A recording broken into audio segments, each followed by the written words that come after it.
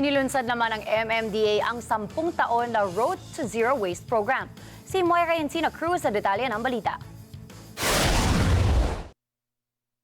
Pinasinayaan na ng Metropolitan Manila Development Authority o MMDA ang 10 taon na programa para makamit ang zero waste sa mga sanitary landfill at mga dalawyan ng tubig.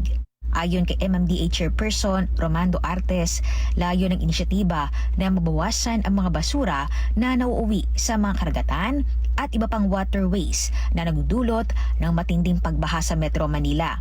Makakatuwag ng MMDA sa implementasyon ng programa ang iba't mga ahensya ng gobyerno tulad ng DNR, DILG at mga LGU sa NCR at ang mga nasa pribadong sektor gaya ng recyclers at waste processors. Ito naman po ay pasimula pa lamang. Sa amin pong palagay, ang isa sa maganda epekto nito ay pwede po nating ipaalam, lalong-lalo na sa ating mga kababayan, na yung mga basura po natin ay hindi lamang po basura yan na dapat itapon, na dapat mauwi sa sanitary landfill. Ito po ay isang pagbubukas ng isipan ng ating mga kababayan na yung pong ating basura ay pwede pong gamitin as resource. Yung recycling efforts lamang po na pwedeng i-recycle yung basura para magamit muli into another product ay posible. Tutuon ang programa sa waste reduction, recycling at resource recovery.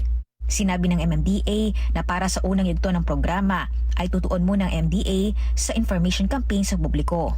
Sa pag-aaral ng ahensya, nasa 21% ng household waste ang pwedeng i-recycle. Napakalaking challenge sa ating waste management, waste behavior ng ating mga kababayan. Marami tayong mga kanyang discipline.